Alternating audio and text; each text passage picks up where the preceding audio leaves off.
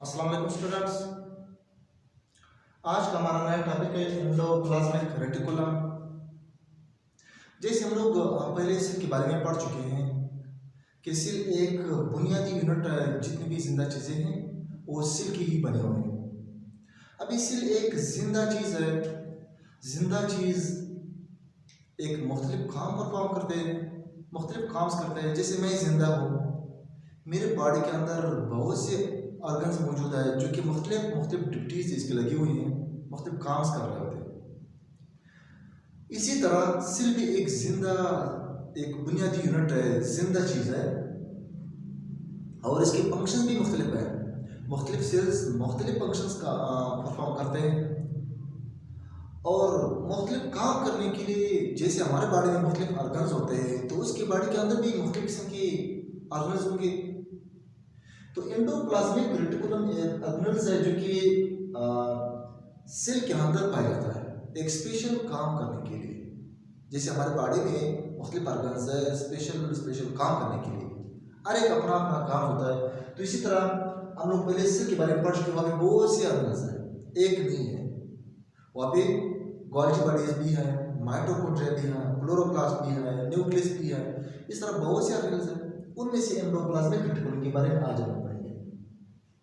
Endoplasmic reticulum को अगर देखा जाए, ये सेल के अंदर सेंटर पे जो न्यूक्लियस पड़ा हुआ है, ये न्यूक्लियस से टच होके बिल्कुल न्यूक्लियस से होते हुए बिल्कुल जो प्लाज्मा मेम्ब्रेन है वहां तक पहुंच चुका होता है। यानी यहाँ से स्टार्ट होकर प्लाज्मा मेम्ब्रेन तक एक जाल बिछा हुआ है, एक नेटवर्क है, किस चीज का? चैनल्स का। इन नालियों का एक चैनल्स है जो कि सेल न्यूक्लियस के जो न्यूक्लियर मेम्ब्रेन है, पायरल मेम्ब्रेन, वहां से स्टार्ट होकर प्लाज्मा मेम्ब्रेन के हिप तक ये वहां तक पहुंच चुका होता है। अगर देखा जाए एंडोप्लाज्मिक रेटिकुलम जो है ये भी दो तरह के, शायद आप लोगों ने महसूस किया होगा, आप लोग पहचान चुके होंगे। ये देखिए, ये वाला जो एंडोप्लाज्मिक रेटिकुलम है इसके ऊपर दाने आपको नजर आ रहे होंगे। ये दाने जो इसके ऊपर नजर आ रहा है, ये दाने किस चीज के? ये राइबोसोम्स के। राइबोसोम्स के बारे में इससे पहले मैं लेक्चर रिकॉर्ड कर चुका हूं।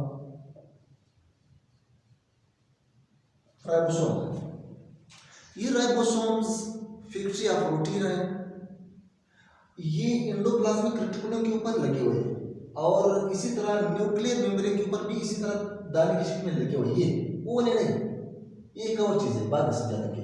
ये जो छोटे छोटे दाने की शक्ल में इसके ऊपर लगे हुए ये राइबोसोम्स है और राइबोसोम्स एंडोप्लाज्मिक रेटिकुलम के ऊपर भी लगे हुए। अगर देखा जाए ये भी एंडोप्लाज्मिक रेटिकुलम है, थोड़ा शक्ल में फर्क है मगर है एंडोप्लाज्मिक रेटिकुलम। और इसके ऊपर आप लोगों को ये जैसे दाने इसके ऊपर नजर नहीं आ रहे, यानी से मुराद इसके ऊपर राइबोसोम्स मौजूद नहीं है। तो इस बुनियाद पे एंडोप्लाज्मिक रेटिकुलम को दो बड़े ग्रुपों में तकसीम किया गया, रफ एंडोप्लाज्मिक रेटिकुलम और स्मूथ एंडोप्लाज्मिक रेटिकुलम। अब ये वाला जो है इसके ऊपर दाने हैं तो इससे मुराद ये रफ एंडोप्लाज्मिक रेटिकुलम है। देखिए ये जो चैनल्स है, एक चैनल, दूसरा चैनल, तीसरा चैनल, इस तरह बहुत से चैनल्स मिलकर एंडोप्लाज्मिक रेटिकुलम को बनाया है। तो इसको क्या कहते हैं? Rough endoplasmic reticulum. और देखा जाए इसके ऊपर राइबोसोम्स नहीं लगे हुए तो इसीलिए इसको क्या कहते हैं? Smooth endoplasmic reticulum. अब एक चैनल जो यहाँ पे बना हुआ है, देखिए एक तेला है, आप समझिए इस तरह के तेले बने हुए हैं, इस तरह के तेले बने हुए हैं। इसके ऊपर एक और तेला पड़ा हुआ है, इस तरह बहुत से तेले पड़े हुए हैं। अभी ये एक तेला, इस तेले को क्या कहते हैं? एक तेले को सिस्टर्निया कहते हैं।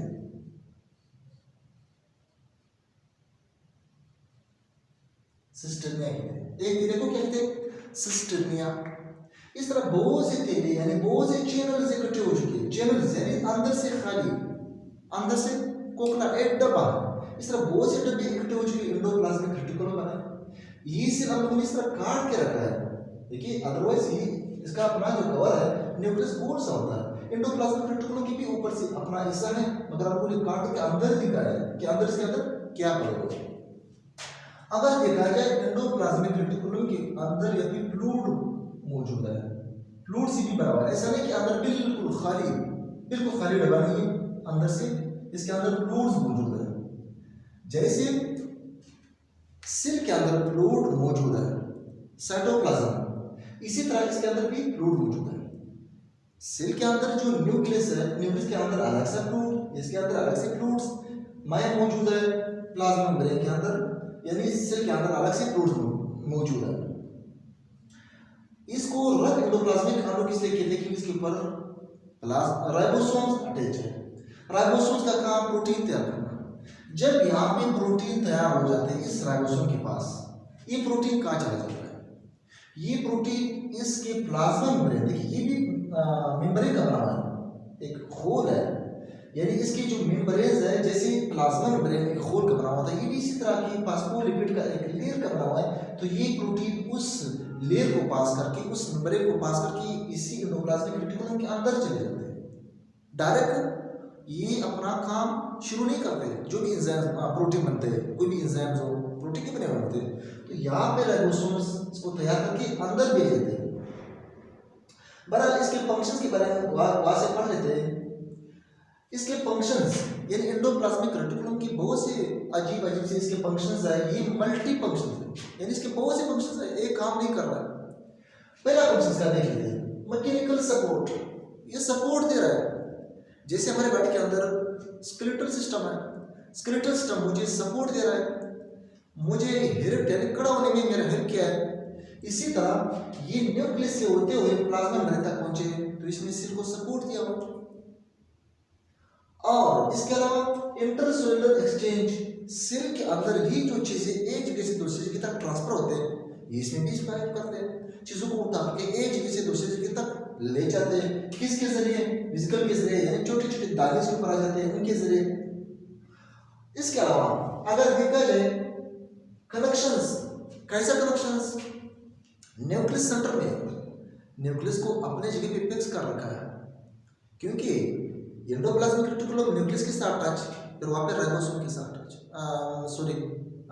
प्लाज्मा मेम्ब्रेन के साथ टच, तो इसके साथ टच इसी तरह से न्यूक्लियस को सेंटर पे कनेक्ट किया हुआ है, यानी कनेक्शन का भी काम कर रहा है। इसी तरह फंक्शन ऑफ ऑर्गेन्स, बॉडी के अंदर जो ऑर्गेन्स बने हुए हैं, ये सारे एंडोप्लाज्मिक ही बनाते हैं। न्यूक्लियस का जो न्यूक्लियर मेम्ब्रेन है, ये किसने बनाया? एंडोप्लाज्मिक रेटिकुलम ने बनाया। प्लाज्मा मेम्ब्रेन जो फास्फोलिपिड बाइलेयर का बना हुआ, किसने बनाया? एंडोप्लाज्मिक रेटिकुलम ने बनाया। और बाकी जो ऑर्गन्स है या ऑर्गेन्स है सेल के अंदर, उनकी जो होल है उसका सिस्टम जो बना हुआ है, ये एंडोप्लाज्मिक रेटिकुलम ने बनाया है। यानी ज्यादातर ऑर्गन जो मौजूद है सेल के अंदर एंडोप्लाज्मिक रेटिकुलम ने ही बनाया है। फंक्शंस ऑफ मेम्ब्रेन, जैसे मैंने पहले बताया, उनके जो मेम्ब्रेन होते हैं, जैसे न्यूक्लियर मेम्ब्रेन को एंडोप्लाज्मिक रेटिकुलम ने बनाया है। इसके अलावा एंडोप्लाज्मिक रेटिकुलम का एक और काम भी है, जैसे हम लोगों ने पहले पढ़ा, ये मल्टी इसके फंक्शंस है, बहुत से इसके काम है। वो काम अजीब सा सेलुलर मेटाबॉलिज्म, यानी मेटाबॉलिज्म में भी बहुत हेल्पफुल है, मददगार है। वो कैसा? देखिए एंडोप्लाज्मिक रेटिकुलम जो बना हुआ है, एक फास्फोलिपिड का एक लेयर है। जैसे हम लोगों ने प्लाज्मा मेम्ब्रेन के बारे में पढ़ा, प्लाज्मा मेम्ब्रेन एक फास्फोलिपिड का लेयर था और उसमें प्रोटीन लगे हुए थे। वो प्रोटीन कुछ ऐसे प्रोटीन थे जो चैनल के तौर पे काम करते थे, चीज़ों को पास करने में हेल्प होते थे, कुछ ट्रू ट्रांसपोर्ट के तौर पे काम करते थे। और इसी तरह कुछ प्रोटीन्स थे जो कि मेटाबॉलिज्म में काम क्या करते थे। तो इसी तरह ये भी मेम्ब्रेन का बना हुआ है, तो इसकी मेम्ब्रेन में भी प्रोटीन्स लगे हुए। वो प्रोटीन्स क्या कर रहे हैं? एंजाइम्स के तौर पे काम करते हैं, यानी सेल के अंदर चीज़ों को मेटाबोलाइज करते हैं। कौन सी एंजाइम्स के अंदर पाए जाते हैं? इसकी मेम्ब्रेन में कौन सी एंजाइम्स पाए जाते हैं? सक्रेज, ग्लूकोज 6 फास्फेटेज, NAD डाइफास्फेटेज और भी बहुत सी एंजाइम्स है, यानी इसके अंदर भी मौजूद होंगे। इसके मेम्ब्रेन के ऊपर भी प्रोटीन की शक्ल में मौजूद होंगे। ये इसके काम है। जब प्रोटीन बन रहा होता है, उसके बाद अंदर चला जाता है। अंदर जाने के बाद इसके ऊपर एक ट्यूब एक दाना निकल आता है, एक बड निकल आ जाता है। जैसे कि एक मेम्ब्रेन है, कपड़ों के ऊपर एक मेम्ब्रेन समझे, अगर ये मेम्ब्रेन अंदर से ऊपर आ जाए इस तरह, और फिर वो कट जाए, अंदर खुद ब खुद वो जो इसके अंदर पड़े हुए फ्लूइड्स है, वो एंजाइम्स है, वो अंदर वो एंजाइम खुद ब खुद इसके पास आ जाते हैं। फिर यहाँ से कट होके देखिए, यहाँ से कट्टे हो गए, यहाँ से एक ये जो मेम्ब्रेन, ये वाला हिस्सा इस तरह बाहर आ जाता है। बाहर आने के बाद और बाहर आ जाता है। ऐसे से वो जो मेम्ब्रेन इसका यहाँ से कट जाएगा, इस तरह वेसिकल बन जाएगी, डब्बे बन जाएंगे। उसके अंदर इसलिए चीजों को बेक करके मुख्तलिफ जगहों के पास भेज देते हैं, गोल्जी बॉडी के पास भेज देते हैं। और इसके बारे में जैसे हमने कहा कि रफ एंडोप्लाज्मिक रेटिकुलम है और स्मूथ एंडोप्लाज्मिक रेटिकुलम है। रफ और स्मूथ एंडोप्लाज्मिक रेटिकुलम की फंक्शंस मुख्तलिफ है। Rough endoplasmic reticulum protein production कर रहे हैं क्योंकि इसके पास राइबोसोम्स पड़े हैं, राइबोसोम इसके ऊपर मौजूद है, इसीलिए प्रोटीन सिंथेसिस में काम करते हैं। ये जो प्रोटीन के अंदर चला जाता है, जैसे मैंने कहा कि प्रोटीन के अंदर यानी यहाँ के जो प्रोटीन बनते हैं इसके अंदर चले जाते हैं। ये प्रोटीन डायरेक्ट काम शुरू नहीं करते हैं, सबसे पहले इसकी फोल्डिंग होती है। आप लोगों ने सुना होगा, यानी जो प्रोटीन होते हैं एक लंबा सा चेन नहीं होते, ये अमीनो एसिड का एक लंबा सा चेन है, बाद में फोल्ड हो जाते हैं। जैसे हम लोग धागे को इस तरह फोल्ड करते हैं, अब ये फोल्ड करना भी एक मखसूस सीक्वेंस से करता है, ऐसा नहीं कि बस अपनी तरफ से कोई फोल्ड करके भेज दे। यानी इस प्रोटीन की फोल्डिंग में काम करते हैं वो रफ एंडोप्लाज्मिक रेटिकुलम, इसको फोल्ड करके फिर भेज देते हैं। क्वालिटी कंट्रोल, हर प्रोटीन की अपनी अपनी क्वालिटी को बरकरार रखते हैं। देखिए, एक प्रोटीन के पास एक क्वालिटी ना हो, यानी वो उसी तरह फोल्ड नहीं हो चुका, वो उस तरह काम नहीं कर सकते जिस तरह चाहिए, तो ये नाकारा हो जाता है। इसको फिर दोबारा से टूटना पड़ेगा, दोबारा से रिसाइकिल करना पड़ेगा, तो ये दोबारा रिसाइकिल करते जो गलत फोल्ड हो चुके हो। इसी तरह फोन कहाँ पे पाया जाता है? देखिए, पाया तो और सेल के अंदर पाया जाता है। ये मत सोचिए कि ये एंडोप्लाज्मिक रेटिकुलम इस सेल के अंदर है, इसके पास नहीं है। यानी जितनी भी यूकैरियोटिक सेल्स है उसके पास एंडोप्लाज्मिक रेटिकुलम मौजूद है। फर्क ये है, किसी के पास ज्यादा, किसी के पास कम। क्यों? देखिए, abundantly in the levers, liver के पास बहुत ज्यादा मिकदार में मौजूद है। क्यों? वहाँ पे मेटाबॉलिक एक्टिविटी ज्यादा हो रहा है, वहाँ पे प्रोटीन तैयार हो रहा है, वहाँ पे हार्मोन्स तैयार हो रहे हैं, खारिज हो रहे हैं जो कि प्रोटीन के बने हुए हैं। क्योंकि इसके पास राइबोसोम टच है, राइबोसोम प्रोटीन तैयार करते हैं। तो आप समझिए कि लिवर के अंदर जो है ना रफ एंडोप्लाज्मिक की जो मिकदार है ज्यादा है, पंक्रियाज के पास इसका मिकदार ज्यादा है, गोबलेट सेल के पास इसका मिकदार ज्यादा है। अब ये गोबलेट सेल कौन सी सेल्स है? हमारे बॉडी में वो सेल्स है जो बल्गम वगैरह बनाते हैं, कोई भी ऐसे म्यूकस बनाते हैं, उन सेल के पास, क्योंकि वो भी प्रोटीन के बने हुए हैं, उन सेल के पास रफ एंडोप्लाज्मिक रेटिकुलम का जो मिकदार है बनस्पति स्मूथ एंडोप्लाज्मिक रेटिकुलम के ज्यादा है। अगर देखा जाए, सॉरी यहाँ पे मैंने एक मिस्टेक की है, ये स्मूथ एंडोप्लाज्मिक रेटिकुलम है, स्मूथ एंडोप्लाज्मिक रेटिकुलम। अगर देखा जाए स्मूथ एंडोप्लाज्मिक रेटिकुलम की मिकदार भी बाजू पे ज्यादा, बाजू पे कम। उसका फंक्शन क्या है? सिंथेसाइज्ड लिपिड, ये लिपिड तैयार करते हैं। देखिए, मेरे बॉडी में लिपिड भी तैयार हो रहा है, प्रोटीन भी तैयार हो रहा है, तो जो लिपिड तैयार हो रहा है वो स्मूथ एंडोप्लाज्मिक रेटिकुलम करते हैं। फास्फोलिपिड तैयार हो रहा है, ये भी स्मूथ एंडोप्लाज्मिक तैयार कर रहे हैं। और इसी तरह स्टेरॉइड्स हमारे जिस्म तैयार हो रहा है, ये भी स्मूथ एंडोप्लाज्मिक रेटिकुलम तैयार कर रहा है। जैसे अगर आप लोगों को याद हो, हम लोगों ने पहले पढ़ा कि एंडोप्लाज्मिक रेटिकुलम का एक काम है मेम्ब्रेन को बनाना।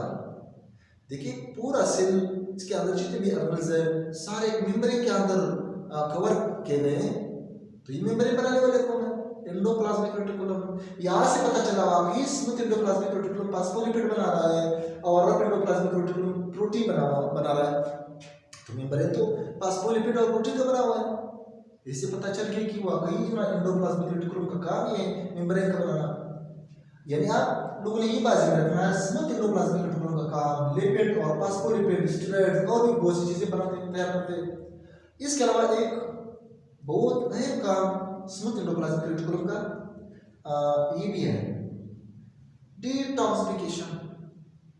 जो भी जहरीला चीजें हमारे जिस्म में चले जाते हैं, तो ये जब सेल के पास चले जाते हैं, स्मूथ एंडोप्लाज्मिक रेटिकुलम इसको पकड़ करके इसके ऊपर काम करना शुरू कर लेते हैं।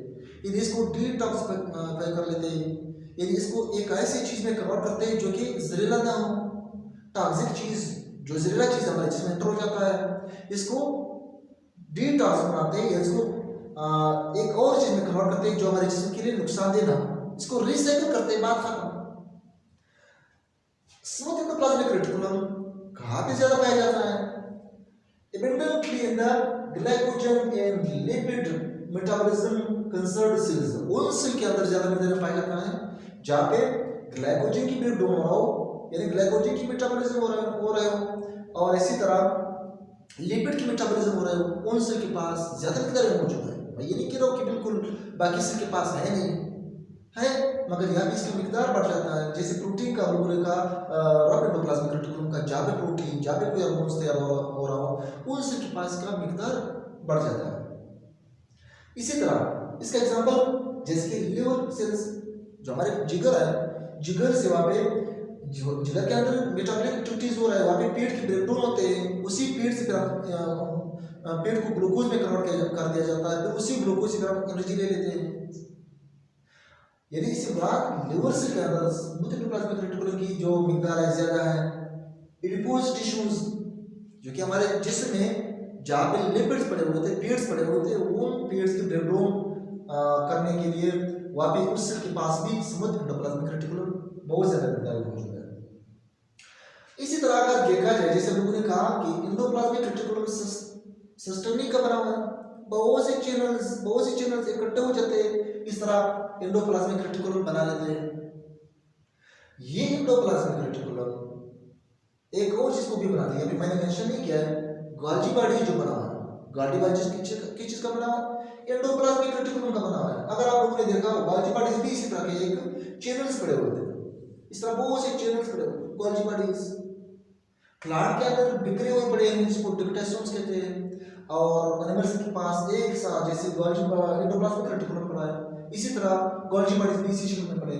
आप समझे कि एंडोप्लाज्मिक रेटिकुलम का एक और काम भी है, वो गोल्जी बॉडीज को भी बनाते हैं। इन्हीं से छोटे छोटे बर्ड्स निकलते वो बर्ड दोबारा मिलते दोबारा इसे गोल्जी बॉडीज बनते हैं।